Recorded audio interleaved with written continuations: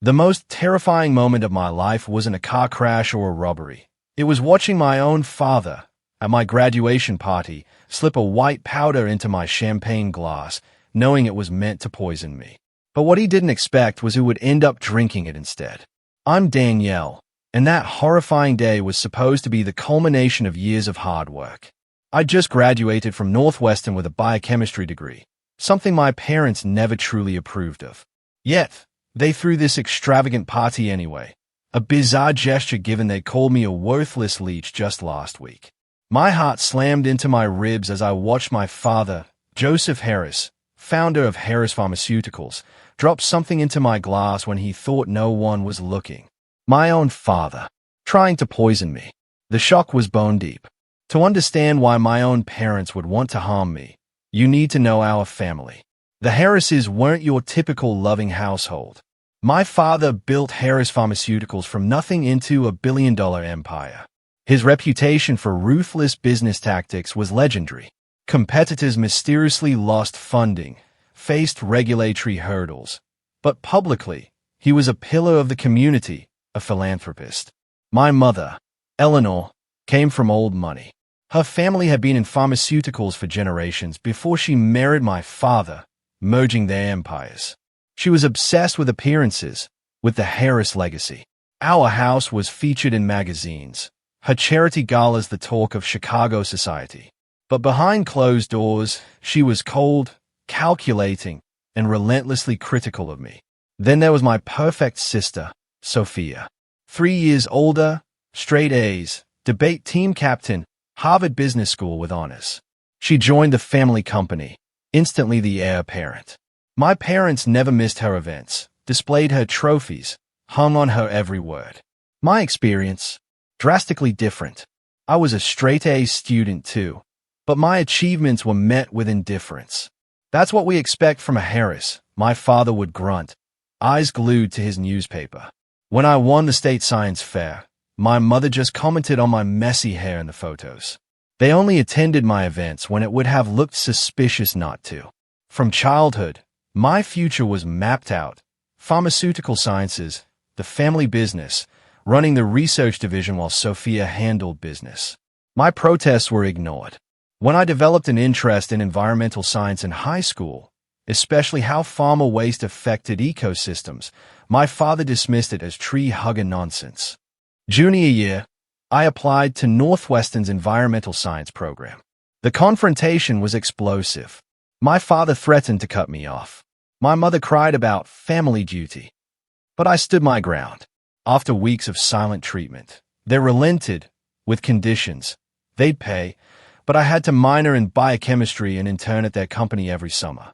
College brought partial freedom, but the tension escalated yearly.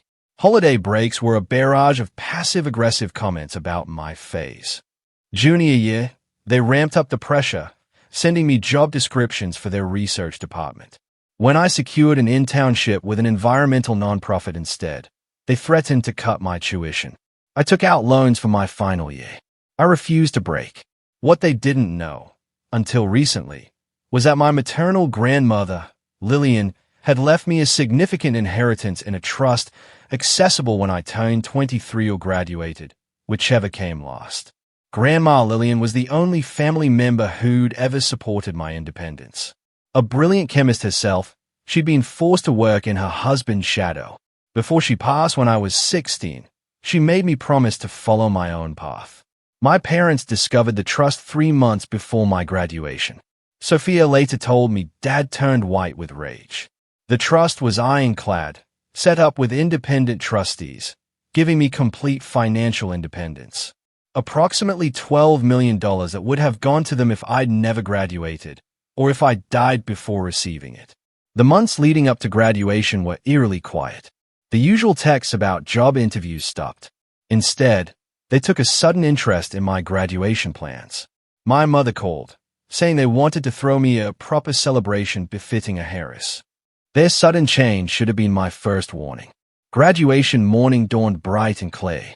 I stood before my mirror, adjusting my cap, a mix of pride and anxiety churning inside me.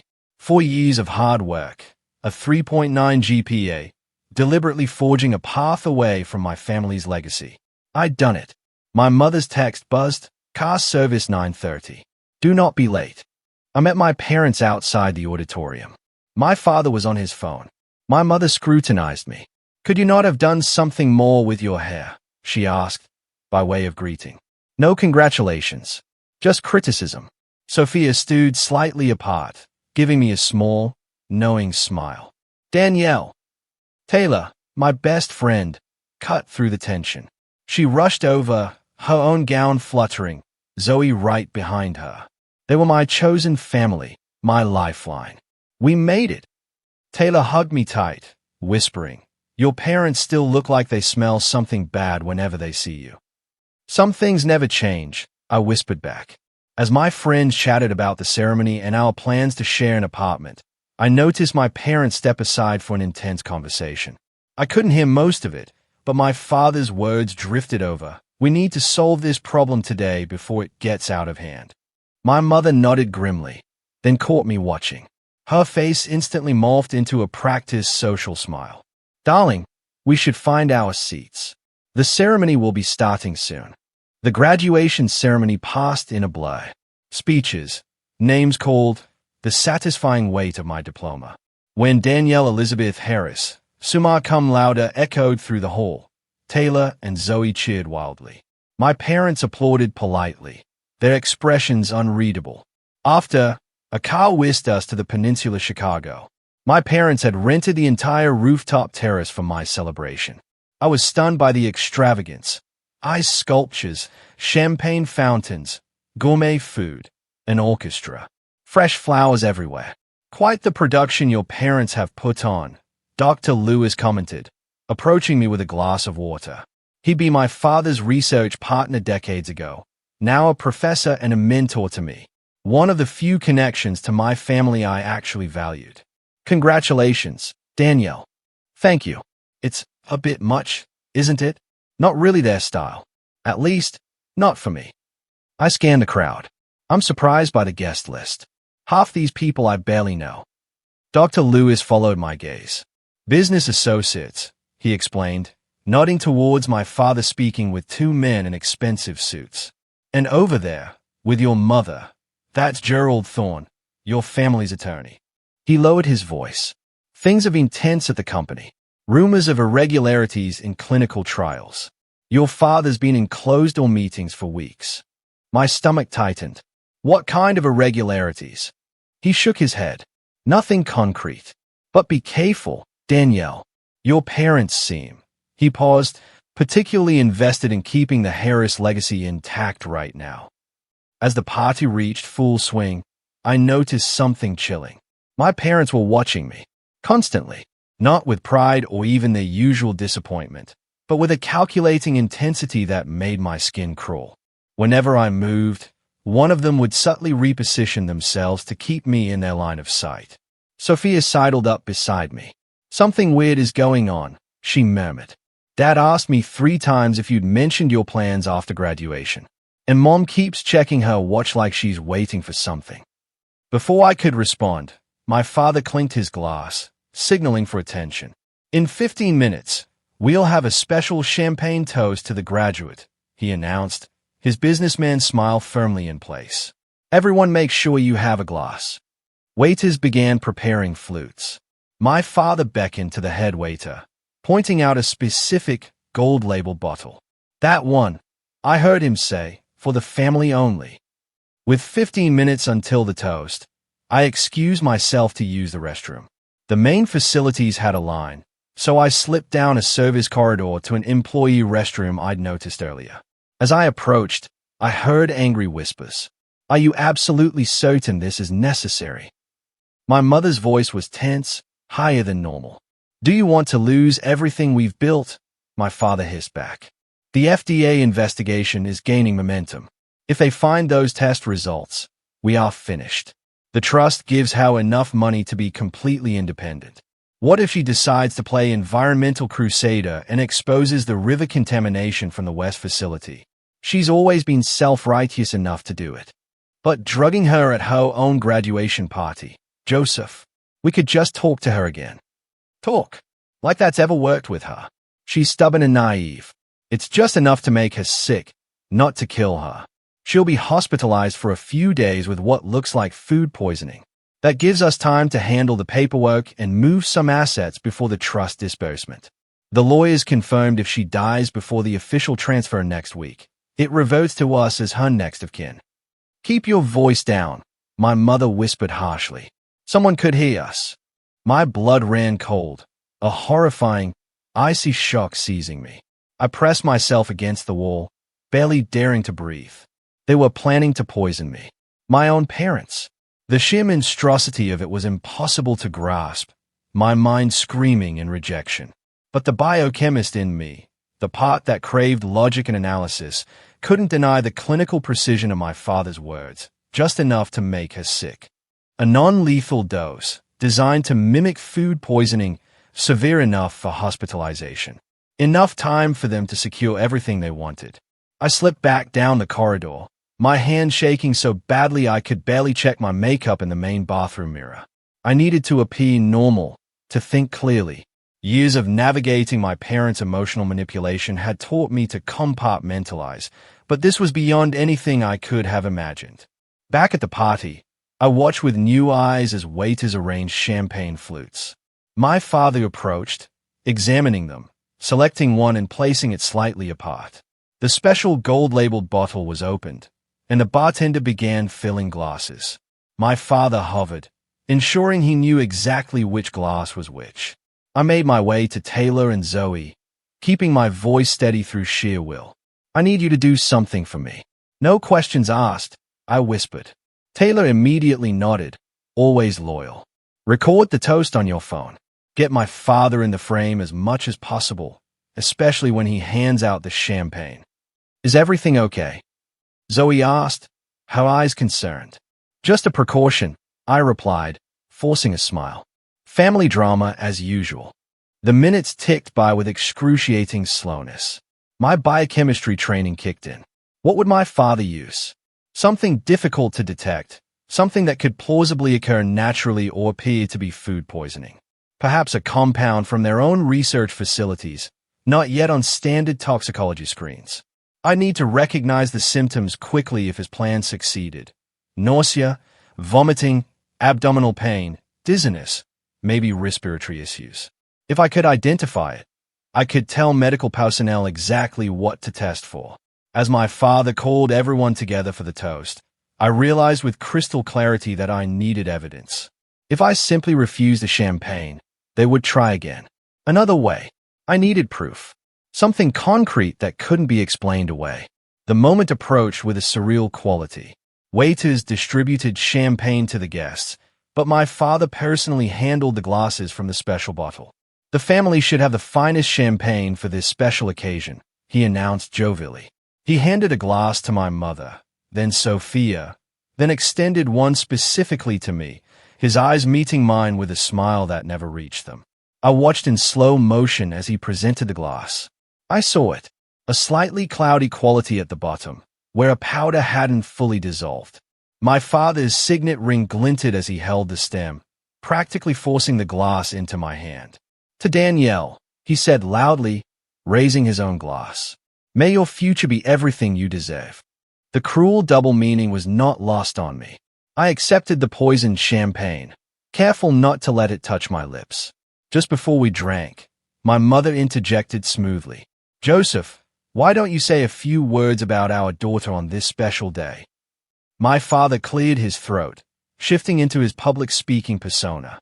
Danielle has always been determined, he began, carefully selecting words that sounded complimentary to outsiders, but carried years of disapproval that only I could hear. While she has chosen an unconventional path, today we celebrate her academic achievement. By the way, if you're still with me, make sure to hit subscribe. More unbelievable stories are coming. As he continued his passive-aggressive speech, my mind raced. Taylor was recording, her phone discreetly capturing everything. I needed to act now. The champagne in my hand might as well have been a live grenade. Then, he added, and to Sophia, surprising everyone by deviating from the traditional toast, who has shown what a true heiress can accomplish in the business world. The perfect example of family loyalty. Sophia smiled uncomfortably, clearly caught off guard. This was supposed to be my moment. In that instant, my decision was made. Speaking of my amazing sister, I said, stepping forward with a bright smile. I wouldn't be here without her support. I turned to Sophia, raising my glass. She deserves a proper toast, too. In fact, I held out my untouched champagne flute toward her. This special reserve champagne father selected is too good not to share. Take mine, sis, I insist. Before anyone could react, I'd pressed my untouched glass into Sophia's hand and smoothly taken her already partially drunk glass. My father's face froze in a mask of horror he couldn't publicly display, while my mother's knuckles went white around her own glass. To family, I declared, raising Sophia's safe champagne, looking directly into my father's eyes. Confusion flickered across Sophia's face, but social training took over. She smiled and raised my champagne glass. To family, she echoed, and drank deeply from the poisoned glass. I sipped from her original glass, never breaking eye contact with my father. His face had gone ash, a thin sheen of sweat appearing on his forehead as he realized what had happened. My mother glanced rapidly between Sophia and him, her practiced smile becoming brittle at the edges. The moment passed. Guests applauded. Conversations resumed. The orchestra played. I circulated, making small talk, keeping Sophia in my peripheral vision. Guilt and fear battled within me. I hadn't had time for another solution. I had just allowed my sister to drink poison meant for me. The dose was supposed to be non-lethal, according to what I'd overheard. But what if my father had lied to my mother? What if Sophia reacted badly? 3 or 4 minutes after the toast, it happened. I was speaking with a professor when I heard a gasp. Sophia had been chatting with a junior associate, when she suddenly pressed her hand to her forehead, swaying slightly. I feel strange, I heard her say, her voice slurring uncharacteristically. Really dizzy, suddenly. I pushed through the crowd just as Sophia's knees buckled. The associate caught her awkwardly. "Help!" he called. "Something's wrong." My parents rushed over, genuine panic in their eyes now that their golden child was affected. My father reached her first, cradling her head as she began to mumble incoherently. Her skin had taken on a grayish tinge, sweat beaded on her forehead. "Call an ambulance!" my mother shrieked, all composure abandoned. Dr. Lewis appeared at my side, his medical training kicking in. "Her heart rate is elevated and irregular," he reported, loosening her collar. What was she doing before this? "She just had champagne at the toast," the associate answered. "She seemed fine." Then suddenly, my father's eyes snapped to mine, realization and fury mixing with stark fear. I stayed back unflinchingly. "The ambulance is on its way," someone announced. 5 minutes out. I knelt beside Sophia, taking her hand. "Stay with her," I told my parents firmly. "I'll go downstairs to direct the paramedics." They nodded distractedly, all attention on Sophia, who had begun to tremble slightly. In the privacy of the elevator, I pulled out my phone and called Taylor. "Meet me in the lobby right now," I instructed. "Bring your phone with the recording. It's an emergency." Taylor and Zoe were waiting when the elevator doors opened. Sophia collapsed. I explained rapidly, walking toward the entrance. "I need you to give a copy of that toast recording to the paramedics and tell them I suspect poisoning. Then send me a backup." "Poisoning?" Zoe repeated, horrified. "What the hell is going on, Danielle?" "I'll explain everything later. Please, just trust me." The ambulance sirens were audible now, growing closer. When the paramedics arrived, I approached the first one. "My sister has collapsed upstairs. Symptoms include dizziness, disorientation, irregular heartbeat, and tremors. I have reason to believe she ingested a toxic substance in her champagne." The paramedic looked at me sharply. "You suspect poisoning based on what?" "I'm a biochemistry graduate." The symptoms presented suddenly, about 30 minutes after consumption. I also, before I could finish, my parents burst from the elevator, Dr. Lewis supporting a semi-conscious Sophia between them. The paramedics rushed forward, their training taking over. "Please, help her," my mother sobbed, her mascara running. She just collapsed. BP 90 over 60 and dropping, one paramedic reported. Pulse 120 and irregular. As they loaded her into the ambulance, my father turned to me, his voice low and dangerous. "What did you do?" "Nothing," I replied calmly. "She drank from my glass. Remember the special champagne you selected just for me?" His face contorted with rage and fear. "You switched the glasses deliberately. You knew what, father? That you put something in my drink? Why would I think that?" I held his gaze steadily. "Unless you did." "She needs family with her," a paramedic interrupted. "One person can ride along." "I'll go," my mother insisted, already climbing in. "We'll follow in the car," my father said, grabbing my arm painfully. All of us. The ride to Northwestern Memorial Hospital was tense, silent. My father drove, while I sat in the back seat. Taylor and Zoe had promised to meet me there. My phone buzzed with a text from Taylor. "Video sent to your email showing you clearly switching glasses after your father handed you one. What do I tell the police when they arrive?" "Police. Of course there would be police if poisoning was suspected." I texted back quickly. "Tell them everything you saw. Show them the video." In the emergency room, chaos reigned. Sophia had been rushed into a treatment area, my mother wailing dramatically to anyone who would listen about her precious daughter collapsing for no reason. I approached the nurse's station directly. "I need to speak with my sister's doctor immediately. I have reason to believe she ingested a toxin, and I may know what it is." The nurse looked skeptical until I added, "I'm a biochemistry graduate specializing in pharmaceutical compounds. Please, time might be critical." Minutes later, I was speaking with Dr. Patel, the emergency physician treating Sophia. "Your sister is experiencing symptoms consistent with anticholinergic poisoning," she explained. "Elevated heart rate, confusion, dilated pupils, dry mouth. We're treating her symptoms while running toxicology screens.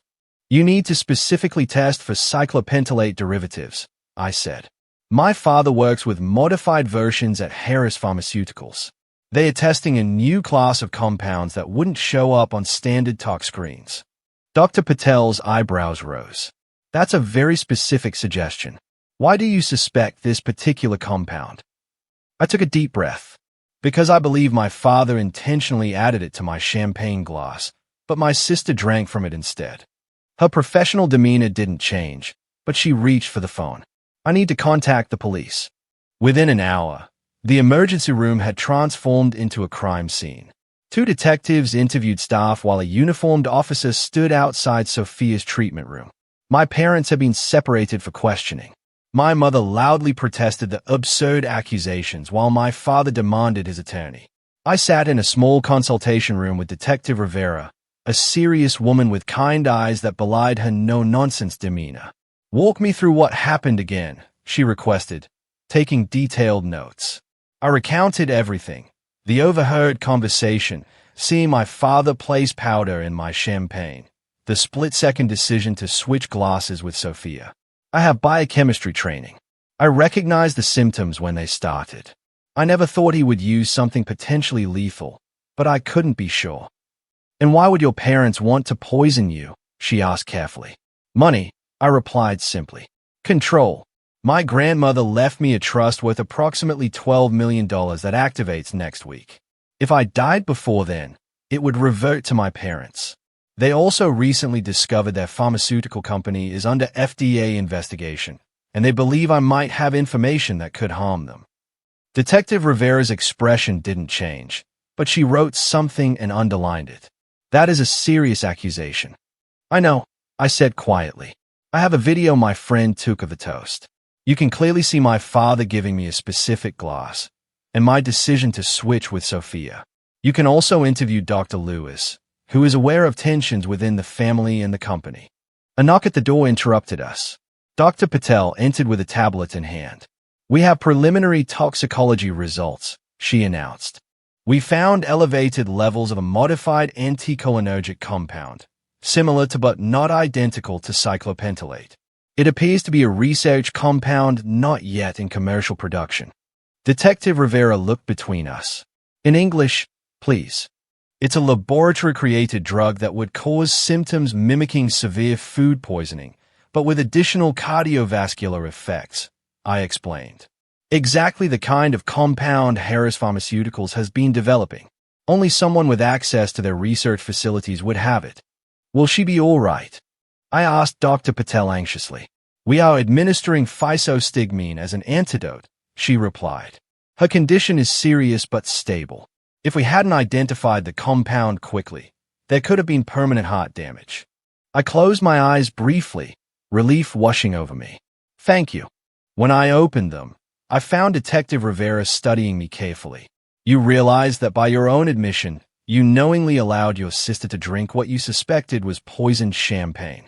My stomach dropped. At first, I didn't know what else to do in that moment. I needed evidence. I thought it was just enough to make someone sick, not life-threatening. My voice shook slightly. I made a terrible decision, and I will have to live with that. Before she could respond, the door burst open. My father stormed in, followed by a flustered officer and a sharp-looking man in an expensive suit. This is outrageous, my father shouted. My daughter is clearly mentally unstable and jealous of her sister's success. She has been making wild accusations about our family for years.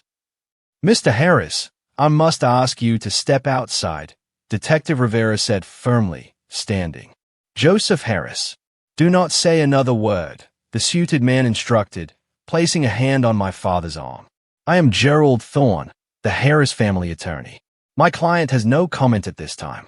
Your client is not under arrest yet, Detective Rivera emphasized the last word, but I suggest he cooperate fully. We have video evidence of the champagne toast and preliminary toxicology reports confirming a research-grade pharmaceutical compound in Sophia Harris's system. My father's face went through a rapid series of emotions before settling into cold fury. Danielle has always been troubled, he said, his voice suddenly calm and reasonable. She was jealous of her sister, resentful of our expectations. She has threatened before to destroy our family business out of spite. That is not true. I protested. We indulge her environmental science whims despite her responsibilities to the family company, he continued, as if I hadn't spoken. We even threw this expensive graduation party to show our support.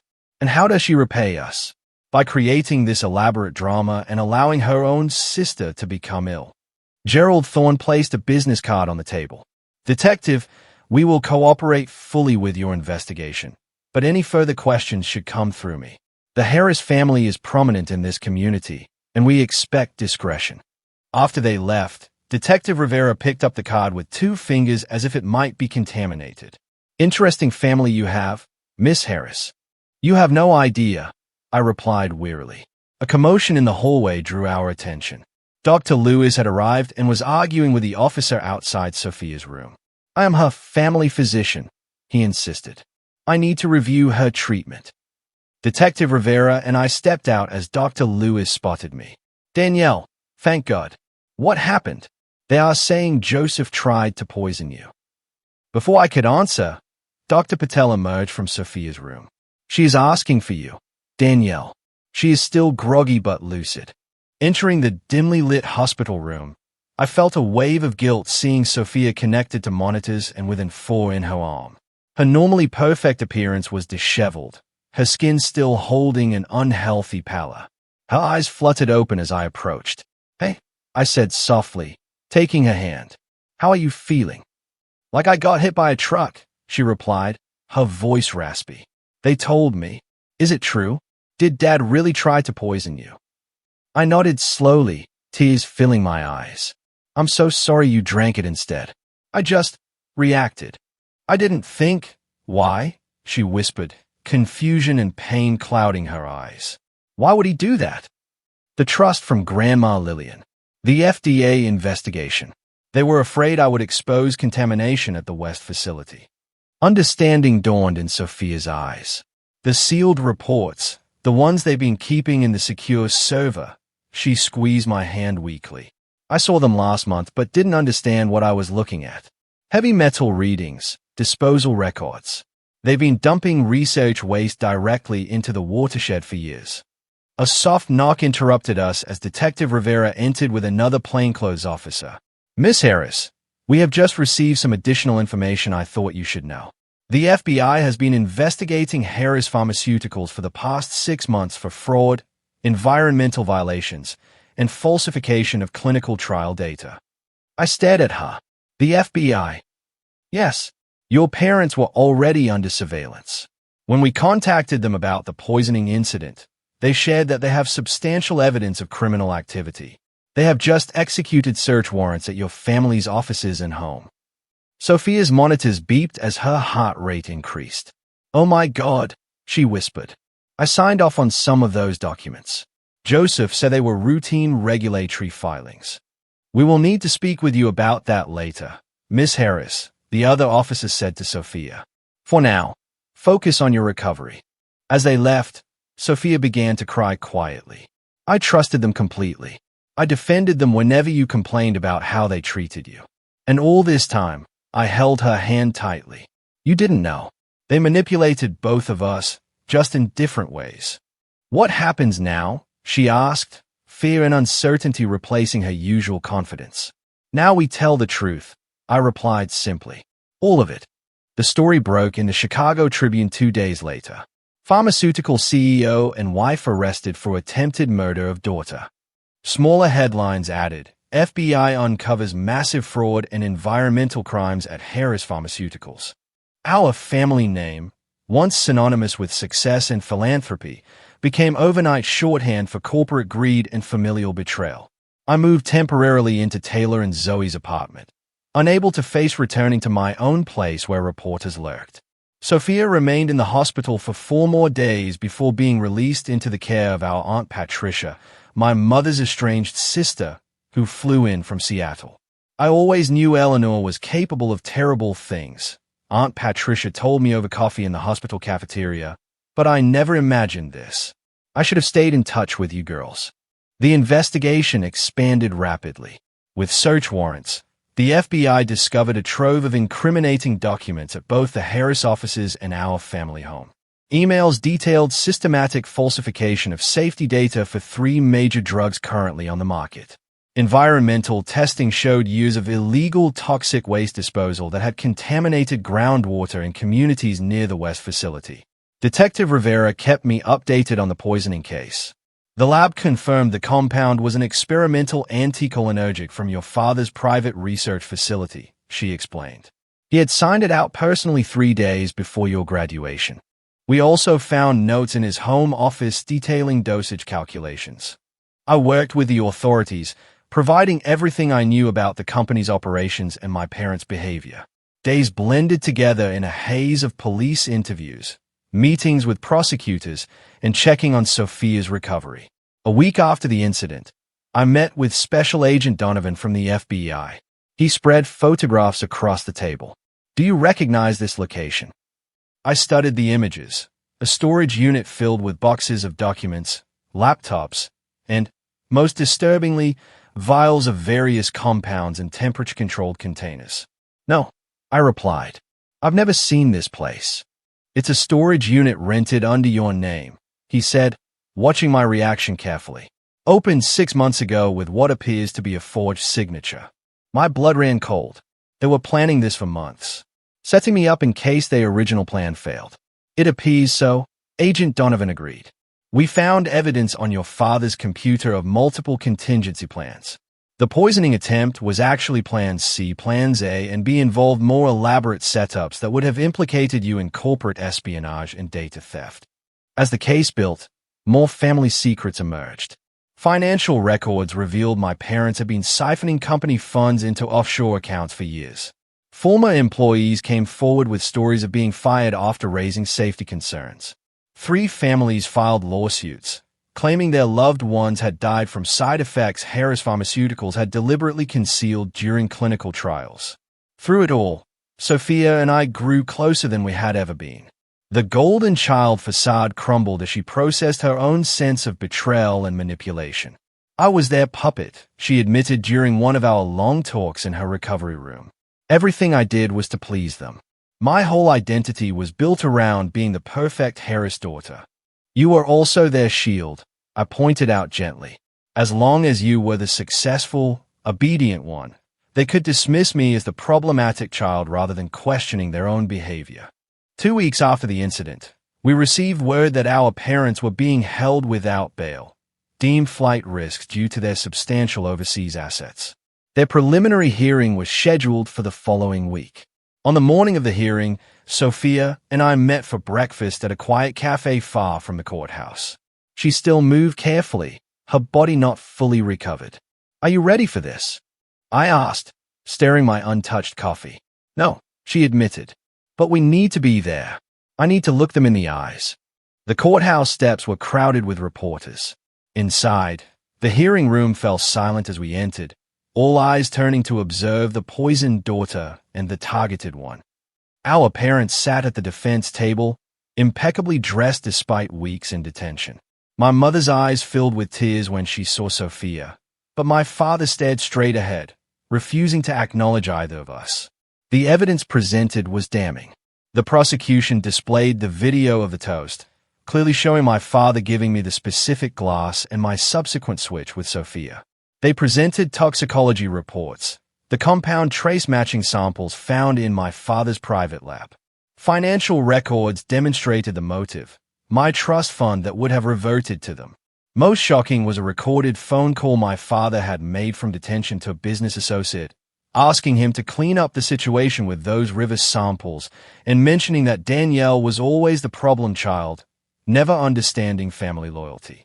When the judge ruled there was more than sufficient evidence to proceed to trial on all counts, including attempted murder, my mother collapsed in theatrical sobs. My father remained stone-faced, only his clenched jaw betraying his fury. Outside the courthouse, reporters swarmed again. Sophia surprised me by taking my hand and addressing them directly. "My sister and I are cooperating fully with authorities. We ask for privacy during this difficult time as we come to terms with our parents' betrayal. Thank you." As we pushed through the crowd, a reporter called out, "Did you know your sister was switching the glasses? Were you part of the plan?" Sophia stopped cold, turning back with unexpected fire. "My sister saved my life. Our parents tried to poison her, and when she realized it, she had seconds to decide what to do. She has carried unnecessary guilt for my suffering, but the only people responsible are Joseph and Eleanor Harris. They were willing to kill their own daughter for money and to cover up their crimes. That is the story you should be telling." In the following days, more family members we had barely known reached out. Cousins, distant aunts, even my father's brother, who had been ostracized decades ago for whistleblowing on an earlier pharmaceutical scandal. It seemed our family tree was filled with similar stories of control, manipulation, and retribution against anyone who challenged the Harris way. Sophia and I began the painful process of separating ourselves legally and financially from our parents. We hired our own attorney, a kindly but razor-sharp woman named Vivian Santos. "Your grandmother's trust is secure," she assured me. "The trustees have accelerated the transfer given the extraordinary circumstances. As for Harris Pharmaceuticals, that was more complicated. I don't want anything to do with it," I stated firmly. Sophia nodded. "Neither do I, but we have a responsibility to the employees who weren't involved in the criminal activities and to the communities affected by the contamination. There's also the matter of your parents' personal assets," Vivian continued. "Much will likely be seized by the government or directed toward victim restitution, but there will still be substantial holdings that would typically pass to you as their only children." I looked at Sophia, seeing my own conflict reflected in her eyes. "We need time to think about that," I said finally. As summer progressed, the case against our parents strengthened. 3 former Harris Pharmaceuticals executives agreed to testify in exchange for reduced sentences. Environmental testing confirmed widespread contamination attributed directly to improperly disposed research chemicals. The estimated cleanup costs exceeded $100 million. In August, 2 months after the graduation party, Sophia and I returned to our childhood home with FBI agents to identify additional documents and evidence. Walking through the silent, imposing rooms felt surreal. Everything looked exactly as it always had, perfect, cold, and sterile. In my father's study, agents were cataloging the contents of his safe.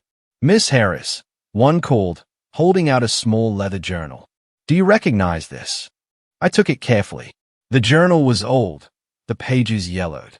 Inside, I found my grandmother Lillian's handwriting. It was a record of her own discoveries and concerns about Harris Pharmaceuticals from decades earlier.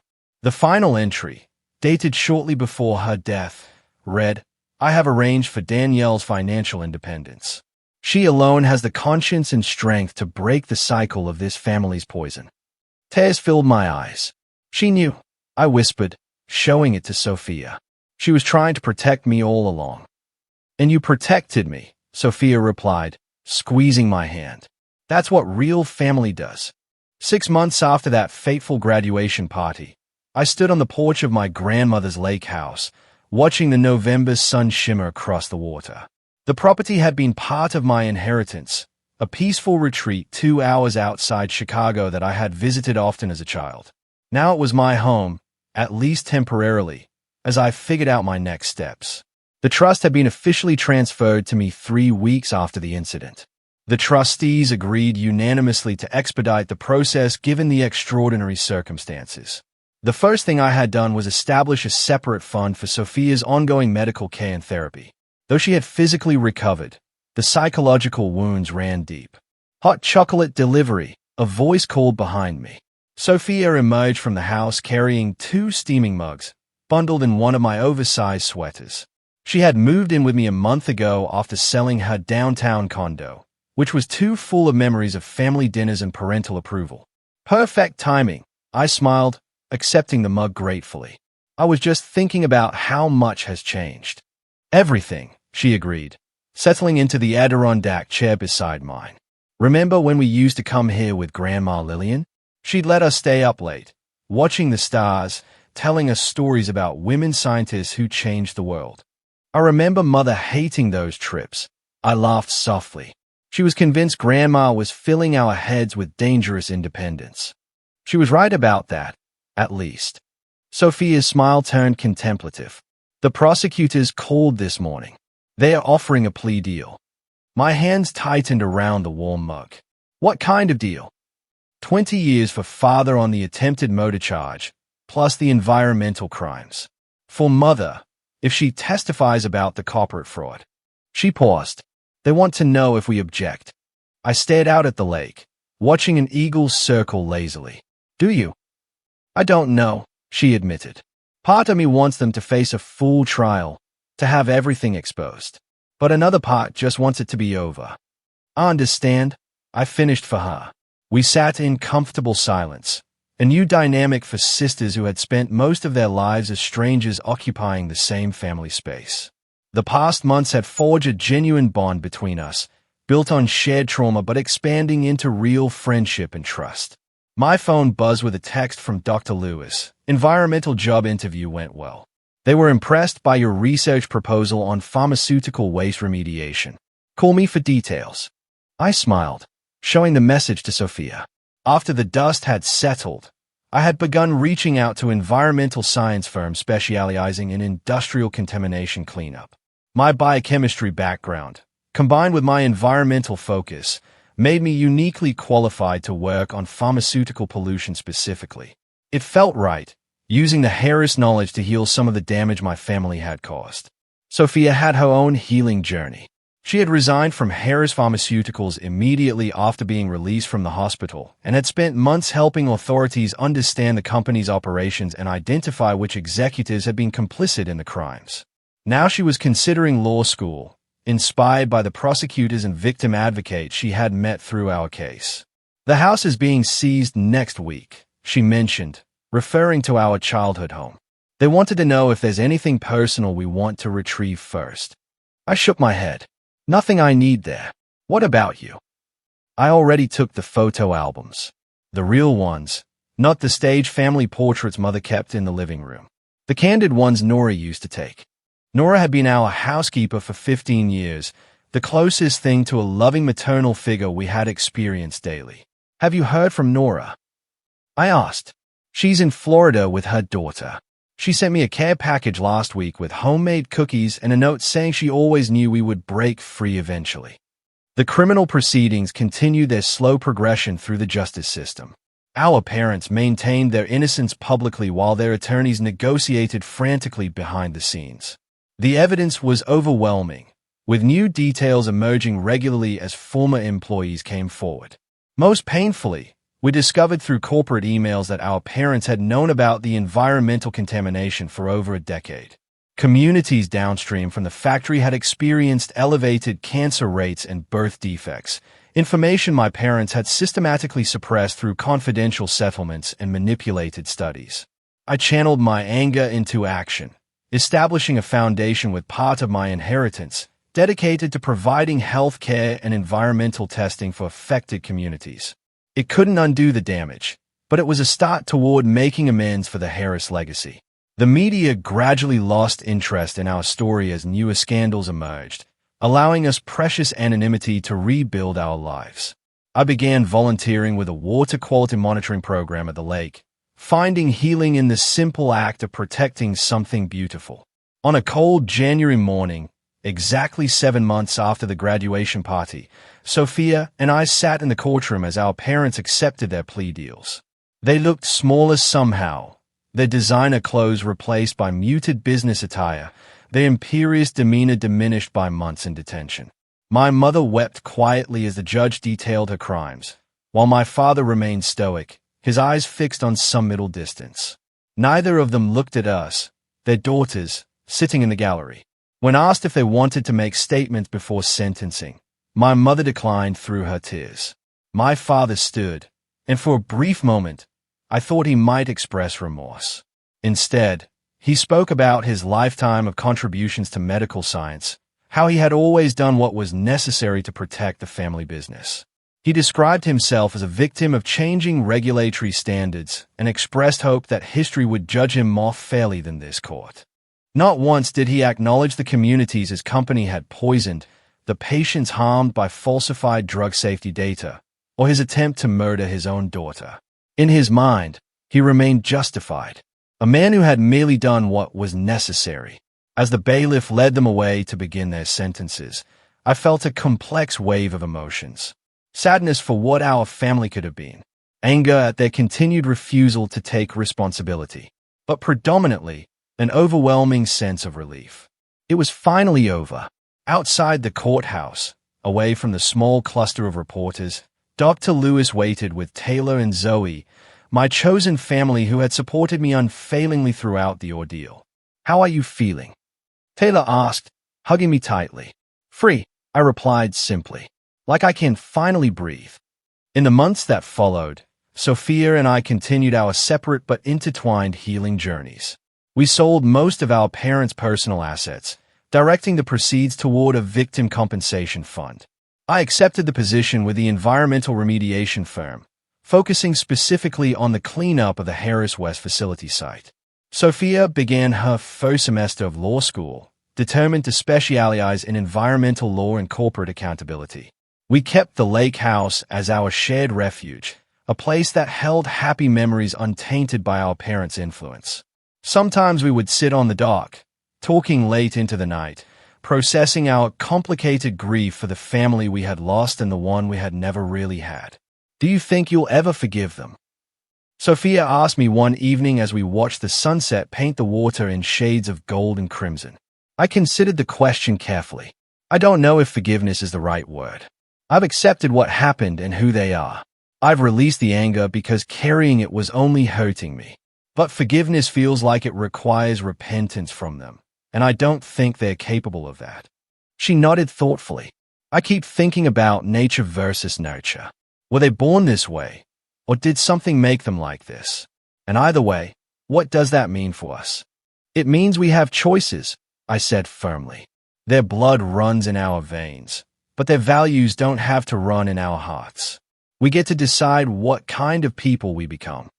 A year after the graduation party, I stood at a podium addressing a conference on pharmaceutical environmental impact. As I discussed innovative approaches to remediation, I caught sight of Sophia in the audience, proudly recording my speech on her phone.